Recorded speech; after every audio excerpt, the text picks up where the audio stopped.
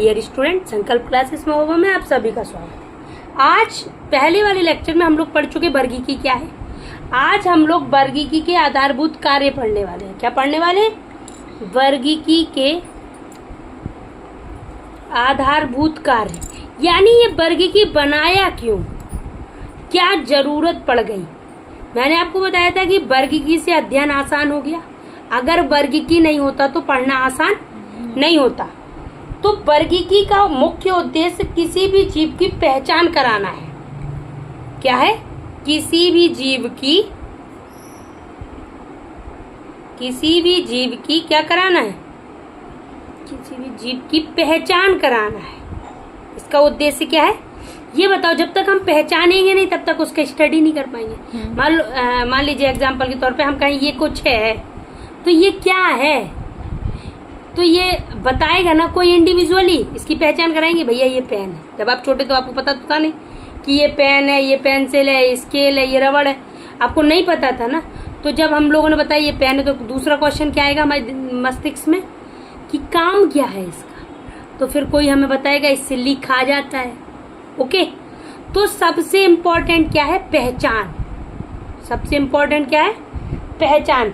जब हम पहचाने, हम लोग पेन को ही लिए ना सामने, जब हमने इसे पहचाना तो फिर इसका नाम रखा गया। सबसे पहले क्या हुआ? पहचान। पहचान के बाद क्या करते हम लोग? नामकरण। पहले नहीं था ना इसका पता कि ये कौन है, ये अनजान था। तो पहले हम लोगों ने पहचाना, हम कहते थे वो लिखने वाला उठा दो, नहीं अब क्या कहेंगे, भैया पेन दे दीजिए। तो पहचानने के बाद हम लोगों ने क्या किया? इसका नामकरण किया। ओके, अब जब पहचान मिल गई, नाम मिल गया, तो भाई अब बहुत सारी ब्रांड आ गई, तो हम लोग कंफ्यूज हो गए। देखे जैसे एक पेन ये है, एक पेन ये है, अभी अलग अलग है ना, तो अब इन्हें डिवाइड करना पड़ेगा ना कि भाई ये एल्कोस लाइन है, ये किसी और का है, साइन है, लिंक है ना। तो ये मतलब ये क्या हो गया? ये हो गई जब पहचान मिल गई, नाम मिल गया, तो अब हम लोग फिर क्या करेंगे? वर्गीकरण। क्या करेंगे? क्लियर? ओके, अब ये समझ में आ गया ना। सबसे पहले क्या जरूरी है? ना वर्गीकी होती ना पहचान होती। सबसे पहले क्या करेंगे? पहचान। जब पहचान हो जाएगी फिर क्या करेंगे? नामकरण। जब पहचान और नामकरण हो गए तो ज्यादा चीजें मिलने लगेंगी। जब बहुत ज्यादा हो जाएगा तो उनका क्या करेंगे हम लोग? वर्गीकरण। Is that clear? अब नामकरण।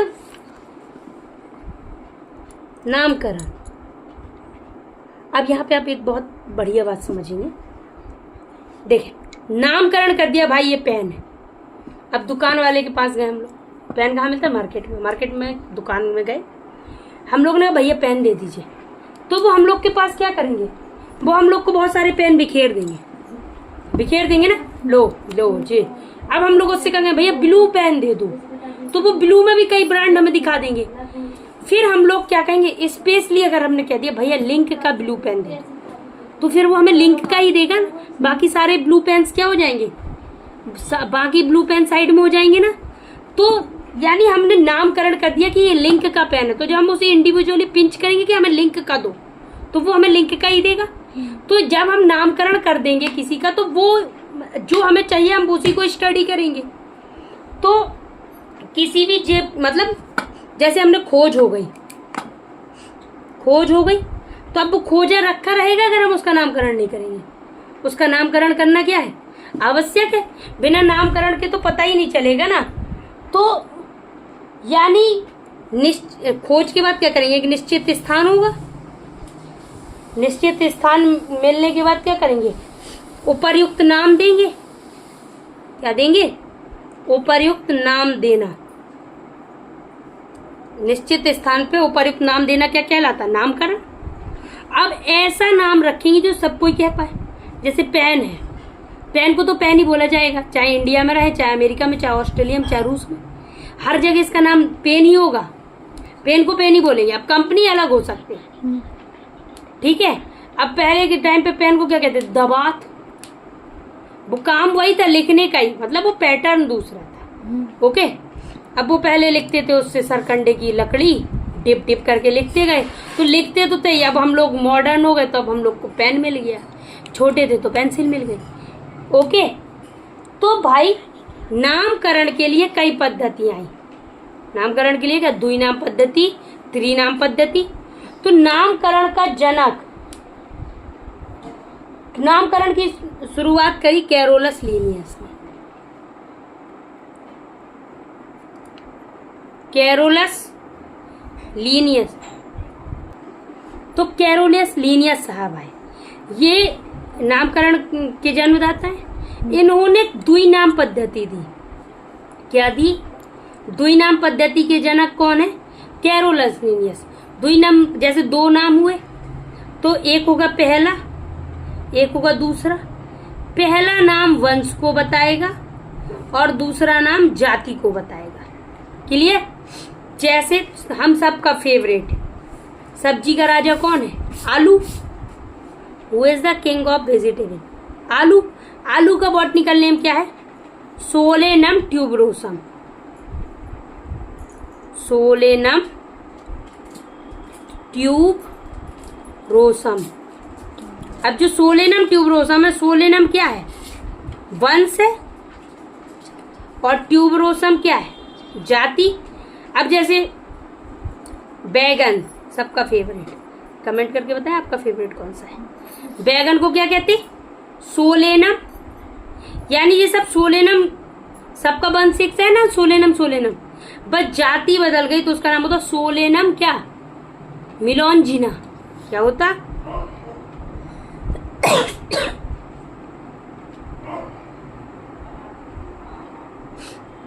सोलेनम मिलोंजिना। तो सोलेनम वंश और मिलोंजिना क्या है? जाति। ओके, अब देखें इन्होंने क्या किया, नामकरण के लिए ही कैरोलस लीनियस जी ने एक बुक लिखी थी। यहीं पे उनकी बुक की भी बात कर लें। उन्होंने कौन सी बुक लिखी थी? उन्होंने सिस्टेमा नेचुरी लिखी थी। कौन सी बुक लिखी थी? सिस्टेमा नेचुरी। ये नीट में कई बार आ चुका क्वेश्चन कि सिस्टेमा नेचुरी किसकी बुक है। नीट का फेवरेट क्वेश्चन है ये। ओके, नीट में क्या आया था कि सिस्टेमा नेचुरी किसकी बुक है? कैरोलस लीनियस की। और ऐसे ही इसी का दूसरा पैटर्न लिख दिया था, कैरोलस लीनियस की पुस्तक है सिस्टेमा नेचुरी। ऐसे कई लिख दिया सिस्टेमा, तो सिस्टेमा सिस्टेमा आगे जोड़ दिया, तो हम लोग को पता है कि सिस्टेमा नेचुरी है लीनियस जी की। ये दो टाइप से फ्रेम हो सकता क्वेश्चन। क्लियर? अब आगे चलते। इनने अपनी सिस्टेमा नेचुरी में 4378 जीवों के नाम लिखे, लगभग जूलॉजिकल नेम। लगभग कितने जूलॉजिकल नेम दे दिए? 4378 के लगभग हैं। अब आंकड़े बढ़ ज्यादा भी, मतलब तो लीनियस है नहीं, बुक उनकी लिखी है। अपन के यहाँ बैगन को क्या कहते हैं? लोग कहते भट्टा, कोई कहता बैगन।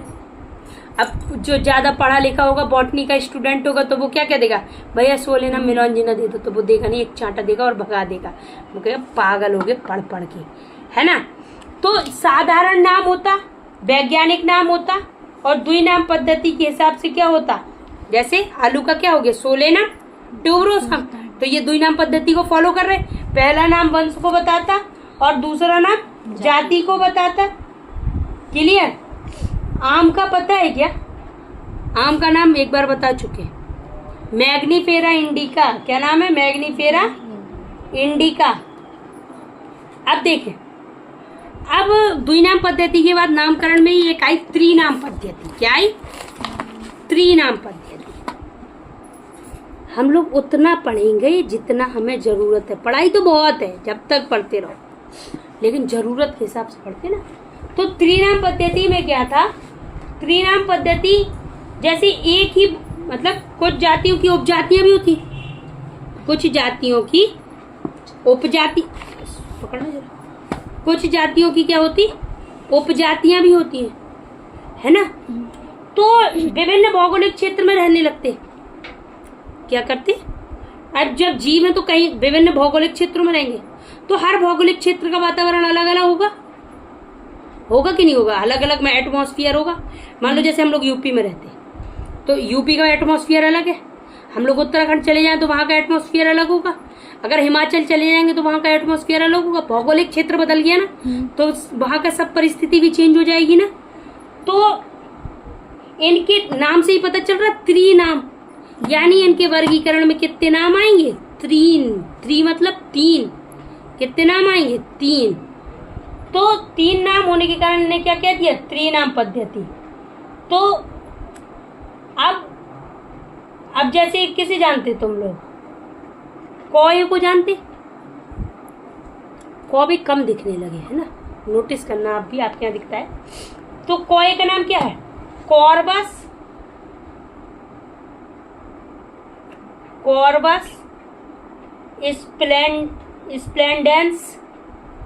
स्प्लेंडेंस। तो जो हो गया वंश, जाति, उपजाति। कॉर्बस वंश हो गया, जाति उपजाति को भी बताएगा। ये भारतीय कौवे का नाम है। जूलॉजी का नाम क्या है? कॉर्बस स्प्लेंडेंस। जैसे हम तुमसे कहें अपना जूलॉजिकल नेम बताओ, नहीं भाई, अपना मतलब मानव का, बेवकूफ हो।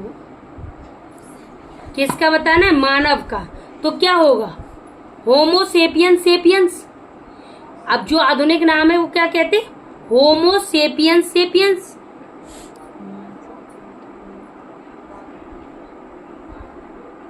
होमो सेपियंस है ना। तो होमो क्या है? वंश, जे जाति, जे उपजाति। ओके, अब देखें, नामकरण के भी रूल होते हैं। अपने घर की खेती तो नहीं भाई, मन करा ओए कल्लू, ओए बल्लू, इधर आओ, नहीं ना। तो ऐसे हम लोग एक मतलब रूल है, विदाउट रूल नहीं कर सकते। अपने मन का नहीं है, हमें पसंद नहीं आ रहा जी कॉर्बस स्प्लेंडर गाड़ी का प्रचार कर रहा, ना भाई, वो है तो है, मतलब ये रूल को फॉलो कर रहे हैं। तो हम लोग रूल पढ़ेंगे, क्या करेंगे?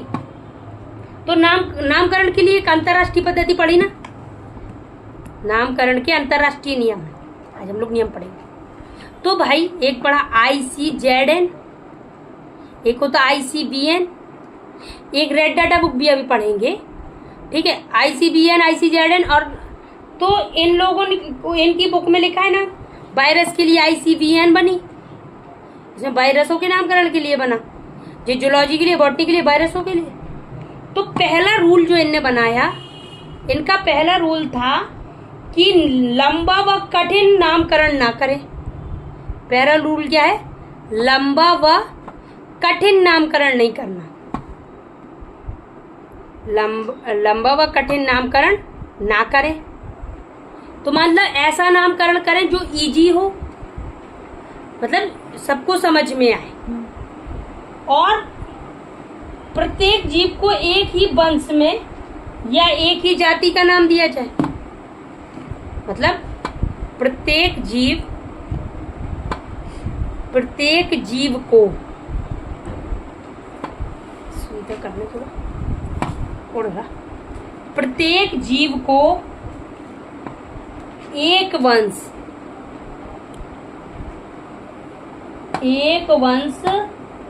तथा एक वंश तथा एक जाति का नाम दिया। क्लियर? यानी अब ऐसा नहीं कि एक बार नाम दे दिया फिर उसी को दूसरे में रख दिया, नहीं, ऐसा नहीं होगा। एक ही वंश में रखेंगे। अगर एक बार एक वंश में रख दिया तो दूसरे में नहीं रख सकते। क्लियर?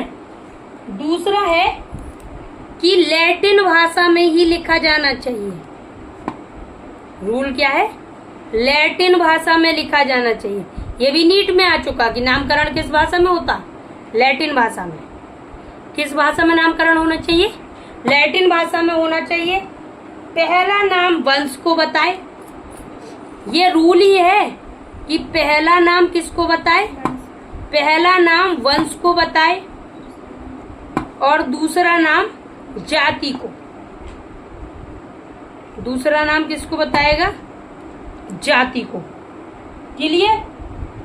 और नेक्स्ट रूल है कि हमें तिरछा लिखना है, इटैलिक में लिखा जाना चाहिए। किस में लिखा जाना चाहिए? इटैलिक में। तिरछा लिखाना, जो हम वर्गीकरण लिखेंगे वो कैसे लिखेंगे, ऐसे अभी लिख के दिखाएंगे, तिरछा लिखेंगे। क्लियर। और पहला अक्षर कैपिटल लिखेंगे। देखिए पहल अंग्रेजी में लिखेंगे। देखिए अंग्रेजी में लिखेंगे, अंग्रेजी में पहला अक्षर बड़ा बनाएंगे, बाकी सारे स्मॉल। वंश का पहला अक्षर बड़ा है तो अब ऐसा नहीं कर सकते कि जाति का भी पहला अक्षर बड़ा हो, नहीं, जाति का पहला अक्षर स्मॉल होगा, जाति का पहला अक्षर छोटा बनाएंगे। क्लियर। पहला किसका, वंश का अंग्रेजी में वंश का पहला अक्षर कैपिटल और जाति का पहला अक्षर कैसा होगा, छोटा। अब देखें, अब जैसे वैज्ञानिक अपना नाम अगर लिखना चाहे संक्षिप्त में लिख सकते हैं। वैज्ञानिक अपना नाम संक्षिप्त में लिखे। किस में लिखे, संक्षिप्त में। जैसे आम का नाम पता किसने दिया, आम है, हम लोगों से मैंगो कहते, मैंगो, तो आम का नाम है मैग्नी फेरा इंडिका। अब उनने लिख दिया लिन, तो मैग्नीफेरा इंडिका लिन, लिन ने दिया था तो उन्हें अपना नाम ब्रैकेट में शॉर्ट में लिख दिया, तो ये भी सही है। क्लियर। ये रूल थे नामकरण के। आपको यदि कोई प्रॉब्लम हो, समझ में ना आए तो आप कमेंट करके पूछ सकते हैं। ओके। अब क्या था कि जैसे नामकरण हो गया तो नाम प्रारूप हो गया, तो नाम प्रारूप के लिए क्या था, कुछ स्पेसिमेन होने चाहिए। पकड़ेंगे, नाम प्रारूप या नाम नमूना, नाम प्रारूप, नाम प्रारूप या नाम नमूना।